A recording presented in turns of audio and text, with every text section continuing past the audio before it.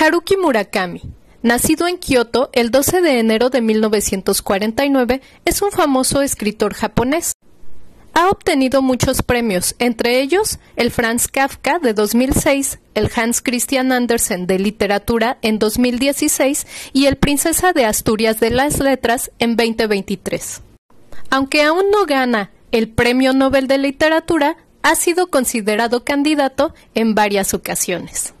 Contenido en El elefante desaparece, una colección de 17 cuentos escritas entre 1980 y 1991, posteriormente publicados en varias revistas y en colecciones, el día de hoy traemos uno de estos cuentos. Este es Quemar graneros. Quemar graneros también fue inspiración y la base para Burning, esta película surcoreana dirigida por Lee Chang-dong en 2018, que junto con Barn Burning, o Quemando el granero, de William Faulkner, conforman esta película que seguramente has podido disfrutar antes. Así pues, con ustedes, Quemar graneros. La conocí en la boda de un amigo y nos hicimos íntimos. Fue hace 3 años. Entre nosotros casi había una generación de diferencia. Ella tenía 20 años, yo 31. Aunque en verdad eso no representaba ningún impedimento.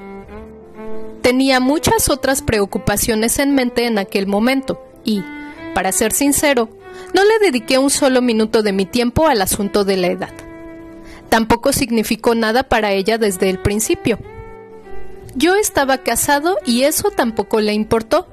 Cuestiones como la edad, la familia o el dinero que ganaba no parecían importarle en lo más mínimo. Era algo innato en ella, como la talla de sus zapatos, el tono de su voz o la forma de sus uñas. Esa clase de cosas que no podían cambiarse por mucho que uno pensara en ellas.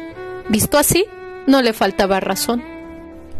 Se ganaba la vida como modelo publicitaria y así se pagaba las clases de pantomima que impartía no sé qué maestro. No le gustaba su trabajo y a menudo rechazaba lo que le ofrecía la agencia, de ahí que sus ingresos fueran exiguos. Sus carencias financieras las cubría, al parecer, gracias a la buena voluntad de unos cuantos novios. En ese momento no podía saberlo a ciencia cierta. Solo eran piezas sueltas de un puzzle que fui juntando a lo largo de muchas conversaciones.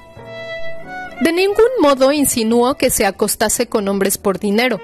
Puede que la realidad no fuera muy distinta, pero eso tampoco representaba un problema para mí. Su encanto residía en algo mucho más simple. Tenía un carácter abierto y sencillo que atraía a la gente. Al toparse con esa sencillez, los hombres se sentían arrastrados por ella y trataban de aplicarla a sus complejos sentimientos. No sé cómo explicarlo mejor, pero sucedía algo así.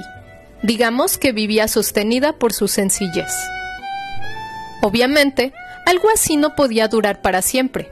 En caso de hacerlo, hasta el propio universo se habría vuelto del revés. Esa virtud solo podía existir en un momento y en un lugar concreto. Era como pelar mandarinas. Hablaré sobre pelar mandarinas. La primera vez que la vi, me contó que estudiaba pantomima. Vaya, dije yo, a pesar de que en realidad no me sorprendía mucho. Las chicas jóvenes y modernas siempre están enfrascadas en algo, y ella no parecía de esas que se concentran en una actividad seria con el objetivo de desarrollar su talento. Ella pelaba mandarinas, literalmente, pelaba mandarinas. A su izquierda había un cuenco de cristal lleno de mandarinas, y a la derecha otro para dejarlas mondas. En realidad, no hacía otra cosa con su vida. Tomaba una mandarina imaginaria con la mano izquierda, la pelaba despacio, se metía los gajos lentamente en la boca y tiraba la piel con la derecha. Repetía sin cesar el mismo movimiento. Al explicarlo así, no parece gran cosa, pero al verla haciéndolo durante 20 o 30 minutos con mis propios ojos, charlábamos mientras tomábamos algo en la barra de un bar y ella pelaba mandarinas de manera casi inconsciente, sentí como si perdiera la noción de la realidad. En la época del juicio a Eichmann en Israel, se habló de que un castigo proporcional a sus crímenes sería encerrarle en un cuarto y extraer poco a poco el aire del interior. No sé qué sucedió con él al final, pero algo así era lo que me venía a la cabeza cuando estaba con ella. «Tienes mucho talento», le dije. «No se trata de talento ni nada de eso», repuso ella. «No se trata de pensar que allí hay una mandarina, sino de olvidar que no la hay. Eso es todo». Parece uno de esos sofisticados acertijos zen. Fue entonces cuando me di cuenta de que me gustaba. No nos veíamos muy a menudo, 1 o 2 veces al mes como mucho. La llamaba para invitarla a salir. Comíamos algo y después bebíamos en algún bar. Hablábamos todo el tiempo. Yo la escuchaba a ella y ella me escuchaba a mí.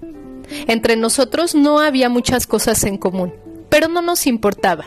Nos hicimos amigos. Por supuesto, siempre pagaba yo. Alguna vez llamaba a ella. Cuando lo hacía, solía ser porque tenía hambre y ni un céntimo. En ocasiones así, devoraba cantidades increíbles de comida. Cuando estábamos juntos, me relajaba de verdad. Me olvidaba del trabajo, de las cosas que no quería hacer, de problemas insignificantes que era incapaz de resolver o de pensamientos humanos incomprensibles. Era una habilidad suya. No decía nada que tuviera un sentido especial y en ocasiones, aunque asentía con la cabeza, en realidad apenas la escuchaba. De todos modos, hacerlo me producía una sensación agradable, me distraía, como si observara las nubes en el horizonte. Le conté muchas cosas, desde asuntos personales a temas generales. Le hablé de mis sentimientos y lo hice con toda honestidad. Quizás ella tampoco me prestaba demasiada atención y se limitaba a asentir. Aún en ese caso, no me importaba. Yo buscaba una determinada atmósfera con ella. No esperaba compasión ni entendimiento. En la primavera de hace 2 años, su padre murió de una enfermedad coronaria y heredó una considerable cantidad de dinero. Al menos, eso me dijo entonces. Con el dinero quería viajar por el norte de África. ¿Por qué el norte de África? No lo sé, pero por casualidad yo tenía una conocida que trabajaba en la embajada de Argelia y se la presenté. Se decidió por Argelia y gracias a diversas circunstancias fui a despedirla al aeropuerto. No llevaba más que un miserable bolso de viaje con algo de ropa de recambio. Cualquiera hubiera dicho que volvía del norte de África en lugar de ir allí.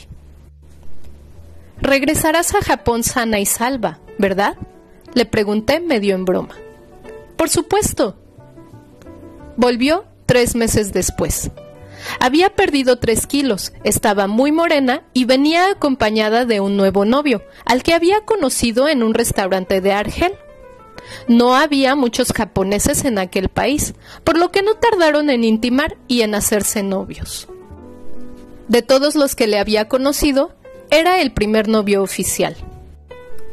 Tendría alrededor de 25 años, era alto, con un aspecto impecable y hablaba con mucha corrección. Quizás un poco inexpresivo, pero se le podía considerar guapo y agradable. Me llamaron la atención sus manos grandes, sus largos dedos. Me acuerdo bien de él porque fui a buscarlos al aeropuerto. Me había llegado por sorpresa un telegrama de Beirut con una fecha y un número de vuelo. Comprendí el mensaje. Cuando aterrizó el avión, se retrasó 4 horas a causa de mal tiempo y me la pasé enteras en una cafetería leyendo revistas, salieron por la puerta agarrados del brazo. Parecían una simpática pareja de recién casados. Me lo presentó. Nos dimos la mano como movidos por un acto reflejo. Un fuerte apretón de manos habitual en la gente que vive mucho tiempo en el extranjero. Fuimos a comer algo. Ella se moría por comer arroz con tempura y nosotros 2 pedimos cerveza. Me explicó que se dedicaba al comercio, pero no concretó nada. No entendí si es que no quería hablar de ello o no quería aburrirme. Lo cierto es que no tenía ningunas ganas de hablar de intercambios comerciales, así que tampoco le molesté con preguntas. Como no teníamos nada de qué hablar, conversamos sobre la seguridad en Beirut y el agua potable en Túnez. Parecía estar bien informado sobre la situación de todo el norte de África e incluso Oriente Próximo. Cuando terminó de comer, ella bostezó y dijo que tenía sueño. Parecía como si se fuera a dormir allí mismo. He olvidado mencionarlo, pero tenía la costumbre de quedarse dormida en cualquier parte. Él se ofreció a llevarnos a todos en taxi, pero preferí ir en tren porque era más rápido. No entendí para qué había ido al aeropuerto. «Me alegro de haberte conocido», dijo él, como si se disculpara. «Lo mismo digo». Volvimos a encontrarnos en algunas ocasiones más. Si me cruzaba con ella en alguna parte por casualidad, él nunca andaba lejos. Si quedábamos, la llevaba en coche hasta el lugar de la cita. Tenía un deportivo alemán inmaculado, de color gris plateado.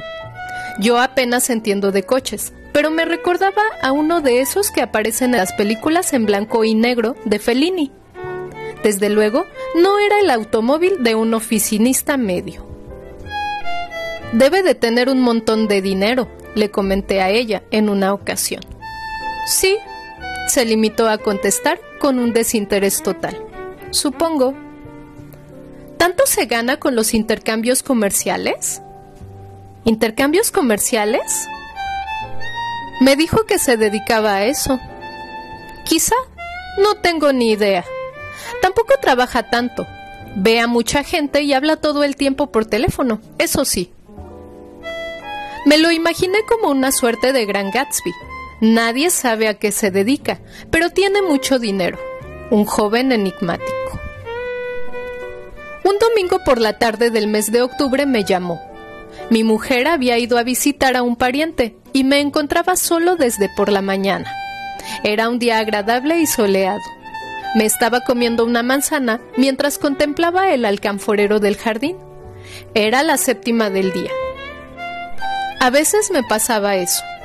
Me dominaba una terrible ansiedad por las manzanas. Quizá fuese el presentimiento de algo. «Estoy cerca de tu casa. ¿Podemos ir?», me preguntó. «¿Podemos?». «Él y yo», dijo. «Desde luego, no hay problema». «De acuerdo, llegaremos en media hora». La llamada se cortó sin más. Estaba sentado en el sofá. Me levanté para darme una ducha y afeitarme. Me limpié bien los oídos. No sabía si recoger el cuarto de estar o no, pero al final desistí. Mejor no disimular si no tenía tiempo de recoger la casa entera. Había un considerable desorden de libros, revistas, cartas, discos, lápices e incluso un jersey tirado por el medio. A pesar de todo, no daba la impresión de estar sucia. Acababa de terminar un trabajo y no tenía ganas de hacer nada. Me había sentado en el sofá y mientras contemplaba distraído el alcanforero del jardín, me comía la 7ª manzana del día. Llegaron pasadas las 2. Oí el ruido de un coche deportivo acercándose a la casa. Salí a la entrada y aquel vehículo plateado que ya conocía se encontraba allí delante. Ella sacó la cabeza por la ventanilla y agitó la mano. Lo seguí con la mirada hasta que aparcaron en la parte de atrás del jardín. «Ya estamos aquí», dijo, sonriente. Llevaba una camisa tan fina que casi se le transparentaban los pezones y una falda corta de color verde oliva. Él vestía una chaqueta sport azul marino. Daba una impresión muy distinta respecto a la última vez que le había visto, debido a una barba descuidada de no menos de 2 días. No obstante, su aspecto general era correcto. Tan solo se apreciaba en él una sombra algo más densa de lo normal. Nada más salir del coche, se quitó las gafas de sol y se las guardó en el bolsillo. «Siento aparecer así de improviso, en su día de descanso», se excusó.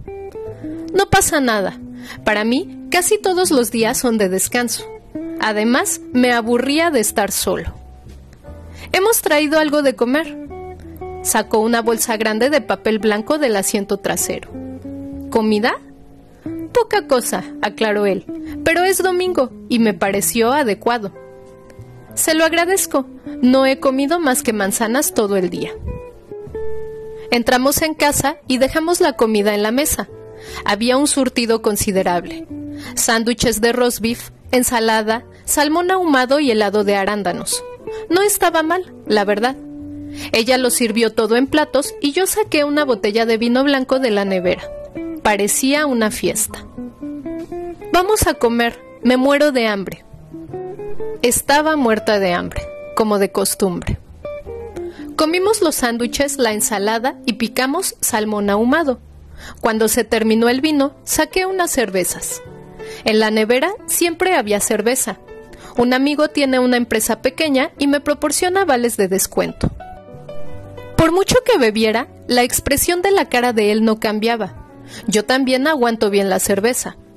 Ella bebió a su vez y en menos de una hora había una considerable cantidad de latas vacías encima de la mesa. Era una visión sorprendente. Se levantó de la mesa, eligió unos cuantos discos de la estantería y puso uno en el reproductor. Regine de Miles Davis fue su primera elección. Un Garrard de cambio automático, dijo él, qué cosa tan poco habitual en estos tiempos. Le expliqué que era un maniático de los reproductores automáticos y que encontrar un Garrard en buen estado había significado todo un triunfo. Escuchaba mis explicaciones sin dejar de asentir con la cabeza. Cuando se acabó el tema de la filia por los reproductores musicales, se calló unos instantes. «Tengo hierba», dijo. «¿Quiere fumar?» Vacilé. La única razón era que había dejado el tabaco tan solo un mes antes y aún me encontraba en un momento delicado. No sabía qué efecto podría tener en mí la marihuana. Al final, me decidí. De una bolsa de papel sacó una hierba negra envuelta a su vez en papel de aluminio. Fue colocándola sobre el papel de fumar, lo enrolló y chupó uno de los bordes para sellarlo. Lo encendió con un mechero, inhaló varias veces, confirmó que tiraba y me lo pasó. Era María de primera. Durante un rato no dijimos nada. Nos limitábamos a pasarnos el canuto después de unas cuantas caladas. Miles Davis dio paso a una recopilación de valses de Johann Strauss. Una combinación extraña, pero no estaba mal. A ella el porro le dio sueño. Había dormido poco, se había bebido 3 cervezas y encima había fumado marihuana. La acompañé arriba y la ayudé a meterse en la cama. Me pidió una camiseta. Se desvistió y se quedó en ropa interior. Se puso la camiseta y se tumbó. Cuando quise preguntarle si tenía frío, su respiración ya era lenta y pesada. Sacudí la cabeza y bajé. Su novio estaba en el salón liando el segundo porro. Iba fuerte, pensé. Yo hubiera preferido acostarme con ella y quedarme dormido a su lado, pero no podía hacerlo. Fumamos. Los valses no terminaban. No sé por qué, pero me acordé de una función de teatro en la que participé en el colegio. Mi papel era el de un dueño de una tienda de guantes que atendía a un zorrito que quería comprarse unos, pero el dinero no le alcanzaba. «Con eso no te llega», le decía yo en mi papel de malo. «Pero mi mamá tiene mucho frío», protestaba él, «y se le agrietan las manos». «No puede ser», insistía yo. «Ahorra y vuelve cuando lo tengas». Entonces... «A veces quemo graneros», dijo él. «¿Cómo?», le pregunté. Debía de haber oído mal. «A veces quemo graneros», repitió. Le miré. Acariciaba el dibujo del mechero con la yema del dedo. Dio una profunda calada que debió de inundar el fondo de sus pulmones. Contuvo la respiración 10 segundos y expulsó el humo poco a poco, como si fuera un ectoplasma. El humo no dejó de salir de su boca hasta que inundó la atmósfera de la habitación. «Buena calidad, ¿verdad?», asentí. «La he traído de India. Elegí esta en concreto por su calidad. Cuando fumo, por alguna razón me acuerdo de muchas cosas, de luces, de olores, cosas así. Es como si la calidad de la memoria...». Se calló de repente, como si se esforzase por encontrar la palabra adecuada mientras chascaba los dedos. cambiase por completo. ¿No le parece? Eso creo, dije. Eso era. Me acordaba del rumor que escuchaba desde el escenario del teatro del colegio, del olor de las acuarelas de los decorados. ¿Qué es eso de los graneros? Me miró a los ojos. Como siempre, su gesto era inexpresivo. ¿Puedo contárselo? Por supuesto. Es sencillo. Los rocío con gasolina y les pego fuego con una cerilla. Se oye una explosión y así se acaba todo. No tardan ni 15 minutos en derrumbarse por completo. Y... me quedé mudo al no encontrar tampoco las palabras adecuadas. ¿Por qué graneros? ¿Tan raro le parece? No sé. Tú quemas graneros y yo no. Hay una evidente diferencia entre nosotros. En lugar de averiguar si es raro o no, me interesa más esa distinción. Además, tú has sacado el tema. Tiene razón, admitió. Es verdad. Por cierto, ¿no tendrá algún disco de Ravi Shankar? No. Se quedó un rato distraído. Su conciencia parecía retorcerse como el caucho, aunque tal vez la que se retorcía era la mía. Quemo un granero más o menos cada 2 meses, dijo, antes de chascar los dedos de nuevo. Me parece el ritmo más adecuado. Para mí, claro está. Asentí vagamente. ¿Ritmo? Solo por saberlo, ¿son tuyos los graneros que quemas? Le pregunté. El tipo me miró con gesto de no entender. ¿Por qué iba a pegarle fuego a mi propio granero? ¿Qué le hace pensar que tengo tantos graneros? Eso quiere decir que quemas los de otra gente. Eso es, los graneros de otras personas. Es un delito como el que cometemos usted y yo en este momento al fumar marihuana. Me apoyé en el reposabrazos de la silla y me quedé callado. Es decir, le pego fuego a un granero propiedad de otra persona. Naturalmente, elijo solo los que están en lugares apartados, donde no pueden provocar grandes incendios. No es eso lo que quiero. Solo quiero quemar graneros. Nada más. Asentí y apagué la colilla. Si te detienen, te enfrentarás a un verdadero problema. Son incendios intencionados. Un solo error e irías a la cárcel.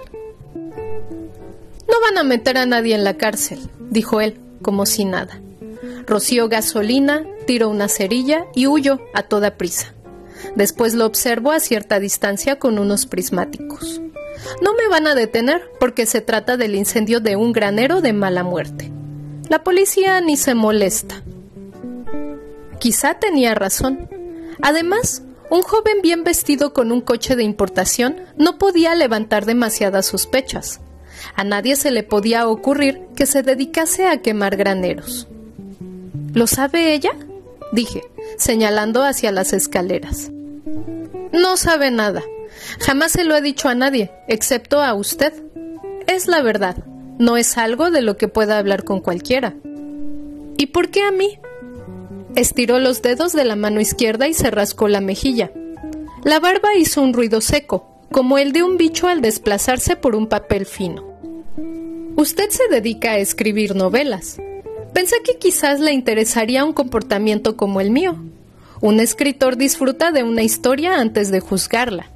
Si disfrutar no le parece la palabra adecuada, diré mejor que la recibe tal cual. Por eso se lo he contado. Tenía ganas de hacerlo. Asentí, aunque no sabía realmente qué significaba recibir una historia tal cual. Puede que no sea la mejor forma de expresarlo, dijo, mientras abría la mano y volvía a cerrarla sin dejar de contemplarla. Pero el mundo está lleno de graneros y siento que es como si esperasen a que los queme. Graneros solitarios cerca de la costa, en pleno campo. Los hay de todo tipo. Se queman en un cuarto de hora y desaparecen como si nunca hubieran existido. Nadie lo lamenta. Simplemente desaparecen en un abrir y cerrar de ojos.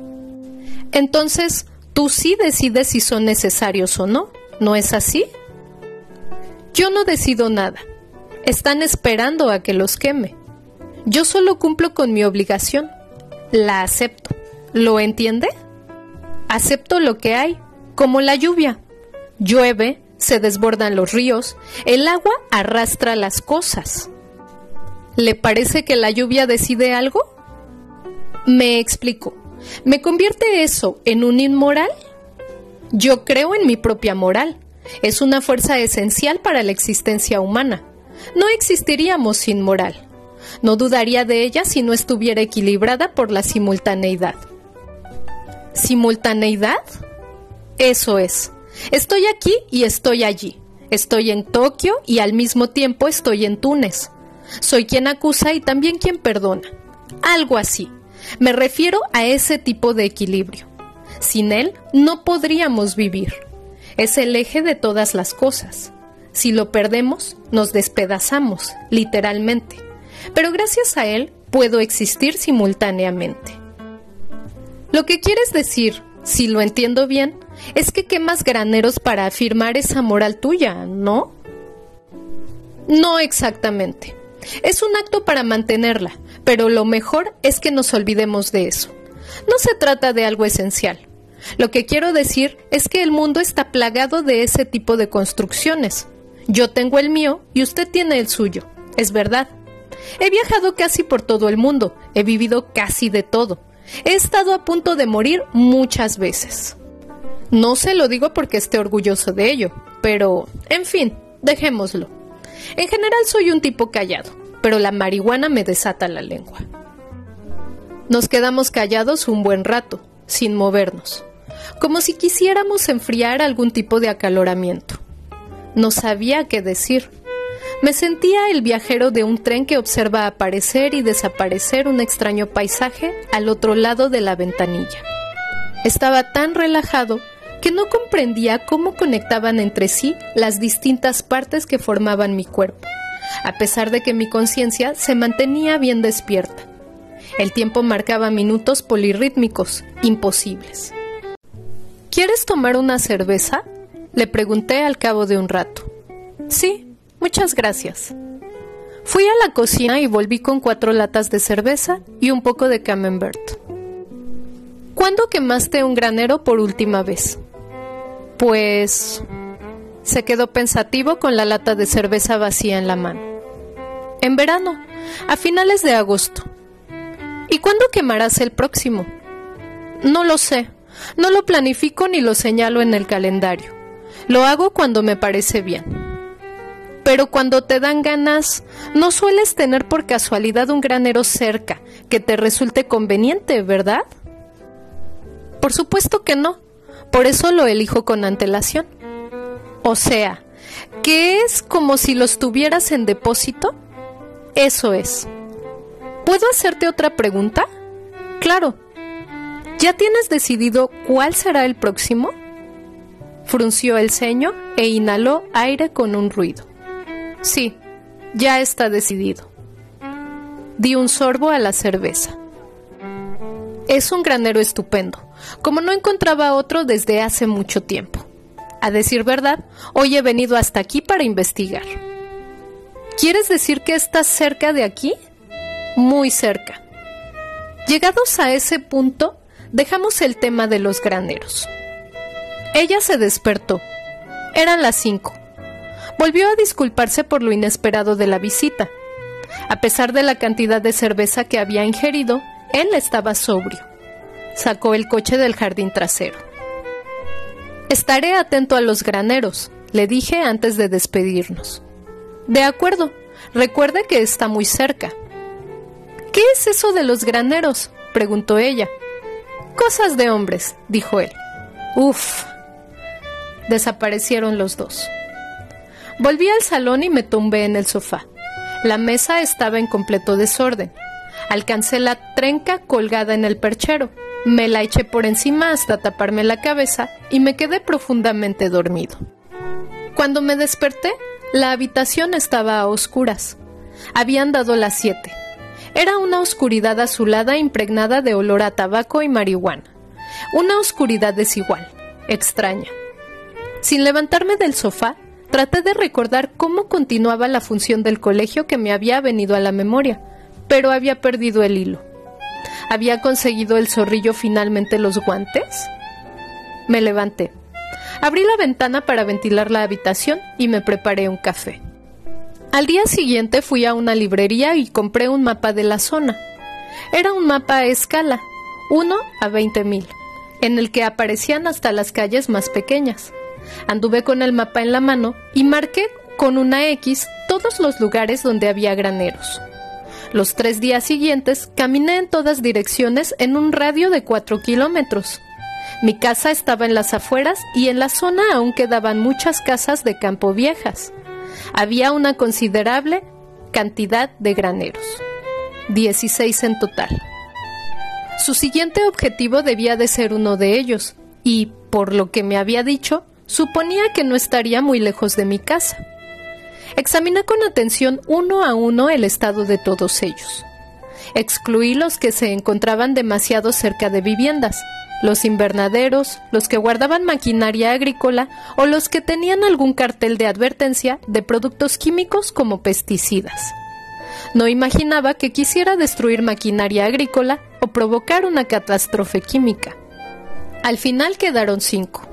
5 graneros candidatos a desaparecer devorados por las llamas, o, visto de otro modo, 5 graneros que podían arder sin mayores consecuencias. Construcciones que arderían en apenas 15 minutos y cuya desaparición nadie lamentaría. No podía decidir, en cambio, cuál de todos ellos elegiría. Ahí jugaba un elemento de subjetividad. Me moría de ganas por descubrir cuál sería. Extendí el mapa, borré las X descartadas y dejé solo las 5 candidatas más sólidas. Cogí un cartabón, un transportador de ángulos y un compás. Salí de casa para trazar desde allí la ruta más rápida que pasaba por todos ellos. La operación resultó difícil. Todas las alternativas eran sinuosas, había colinas, arroyos. La distancia más corta resultó de 7,2 kilómetros. La calculé varias veces para reducir al máximo el margen de error. A las 6 de la mañana del día siguiente, me puse la ropa de deporte y las zapatillas para hacer la ruta corriendo. Tenía la costumbre de correr todos los días 6 kilómetros, por lo que aumentar uno no me suponía demasiado esfuerzo. El paisaje era interesante, y aunque había 2 pasos a nivel, la frecuencia de trenes era más bien escasa. Salí de casa y di varias vueltas en el campo de deportes de una universidad cercana. Después, atravesé una calle sin asfaltar de unos 3 kilómetros de longitud. A mitad del camino estaba el primero de los graneros, seguido de una arboleda en ligera pendiente. Más allá, otro granero y una cuadra. Si los caballos llegaban a ver el fuego, se alborotarían mucho, pero poco más. No había verdadero peligro. El tercer y cuarto granero se parecían como 2 hermanos gemelos, viejos, feos y sucios. Apenas había 200 metros de distancia entre ambos. Si se había decidido por uno de esos, casi me parecía mejor quemar los 2 juntos. El último se encontraba junto a uno de los pasos a nivel, en el punto kilométrico 6 de mi ruta. Estaba completamente abandonado. En la fachada que daba a la vía había un cartel de Pepsi-Cola. Esa construcción, ni siquiera sé si debería de llamarla así, amenazaba ruina. Era cierto que parecía esperar a que alguien le pegara fuego, como decía él. Me detuve delante. Respiré hondo un par de veces. Crucé el paso a nivel y volví a casa. El recorrido me llevaba 31 minutos y 30 segundos. Me duché y desayuné. Me tumbé en el sofá y después de escuchar un disco me puse a trabajar. Durante un mes seguido hice la misma ruta todas las mañanas, pero no ardía ningún granero. Llegué incluso a pensar que lo que quería en realidad era que yo lo quemase. Quizá me había metido esa idea en la cabeza para que se hinchara poco a poco, como la rueda de una bicicleta. En lugar de esperar, a lo mejor sería más rápido encender una cerilla y pegarle fuego yo mismo. No eran más que viejos graneros. Pero, al pensarlo 2 veces, me di cuenta de que hubiera sido llevar las cosas demasiado lejos. No me dedicaba a quemar graneros. Por mucho que esa idea se hubiese apoderado de mí, no era un pirómano, lo era él, no yo. Tal vez había cambiado de idea, o tal vez estaba ocupado y no encontraba el momento de hacerlo. Fuera como fuera, tampoco tenía noticias de ella. Llegó diciembre. El otoño tocó a su fin y el aire de la mañana empezó a calar en la piel. Los graneros seguían en pie. La escarcha cubría los tejados y los pájaros de invierno aleteaban en el interior de la arboleda congelada. El mundo seguía su curso sin apenas cambios. La siguiente vez que le vi fue a mediados de diciembre del año pasado, poco antes de Navidad, cuando, fuera uno a donde fuera, no se oían más que las canciones típicas de la época. Había ido al centro para comprar unos regalos y mientras caminaba por Nogisaka vi su coche, un deportivo gris plateado. No había duda. Matrícula de Shinagawa y junto al faro izquierdo un pequeño arañazo. Estaba en el aparcamiento de una cafetería, pero, a decir verdad, ya no refulgía como la última vez. Se veía mate. Quizá fuera solo una impresión mía, porque tengo tendencia a modificar los recuerdos a conveniencia. Entré en la cafetería sin pensármelo 2 veces. Estaba a oscuras y en ella reinaba un fuerte olor a café. No se oían voces, solo una música barroca no demasiado alta. Lo reconocí de inmediato. Se hallaba sentado junto a la ventana frente a una taza de café con leche. Hacía tanto calor allí adentro que se me empañaron las gafas. Sin embargo, él no se había quitado su abrigo negro de cachemir, ni siquiera la bufanda. Vacilé antes de hablarle. No mencioné que había visto su coche aparcado fuera. Fingí que había entrado por pura casualidad. ¿Puedo sentarme?, le pregunté. Por supuesto, se lo ruego, respondió él con su habitual cortesía. Hablamos de generalidades sin que la charla llegara a fluir del todo. En realidad, no teníamos nada en común y él parecía distraído, con la cabeza en otra parte. En cualquier caso, no parecía molestarle mi presencia. Me contó algo sobre un puerto en Túnez, sobre los langostinos que se conseguían allí. No hablaba por obligación. Los langostinos parecían interesarle de verdad, pero la conversación se quedó a medias, como si una fina corriente de agua se la hubiera tragado la arena del desierto. Levantó la mano para llamar al camarero y pidió otro café con leche. Por cierto, ¿qué pasó con el granero?, me atreví a preguntarle. Sonrió apenas con un gesto de la comisura de los labios. Vaya, aún se acuerda de eso. Sacó un pañuelo del bolsillo, se limpió la boca y lo guardó de nuevo. Lo quemé, como le dije. ¿Cerca de mi casa? Sí, muy cerca. ¿Cuándo? Unos 10 días después de nuestra visita. Le hablé de mi mapa, de mi recorrido diario por los graneros. Me extraña que se me pasara por alto. Un plan minucioso, dijo él, con aire divertido. Minucioso y muy teórico, pero debió de pasársele algo por alto. Son cosas que ocurren. A veces algo se escapa cuando está demasiado cerca. No lo entiendo. Se ajustó el nudo de la corbata y miró la hora. Demasiado cerca, repitió. Lo siento, debo marcharme. ¿Por qué no hablamos de eso la próxima vez? Tengo una cita y no me gusta llegar tarde. No había razón para retenerle. Se levantó y se guardó el tabaco y el mechero en el bolsillo. Por cierto, ¿ha vuelto a verla desde entonces?, me preguntó. No. ¿Y tú? No. No hay forma de contactar con ella. No la encuentro en su casa, no responde al teléfono y hace tiempo que no va a clase. Se habrá marchado a alguna parte. Una de sus ocurrencias, ya sabes. Ya lo ha hecho varias veces. De pie, con ambas manos metidas en los bolsillos, miró fijamente a la mesa. ¿Se va por ahí durante 1 mes y medio sin un céntimo? Tampoco es tan espabilada a la hora de ganarse la vida. Chascó los dedos un par de veces dentro del bolsillo. La conozco bien. No tiene dinero ni amigos a los que se les pueda llamar verdaderamente así. Su agenda está repleta de nombres, pero todo es pura apariencia. No puede contar con nadie. Solo confiaba en usted, y no lo digo por cortesía. Creo de verdad que siempre ha sido alguien especial para ella. Incluso yo estaba celoso, y se lo dice a alguien que nunca había tenido celos. Suspiró ligeramente y volvió a mirar la hora. Tengo que irme. Nos veremos en otra ocasión. Se despidió. Asentí con la cabeza sin saber qué decir. Siempre me ocurría delante de él. Las palabras se resistían a salir. Después de nuestro encuentro, la llamé varias veces, pero le habían cortado el teléfono por falta de pago. Me preocupé. Fui a su apartamento.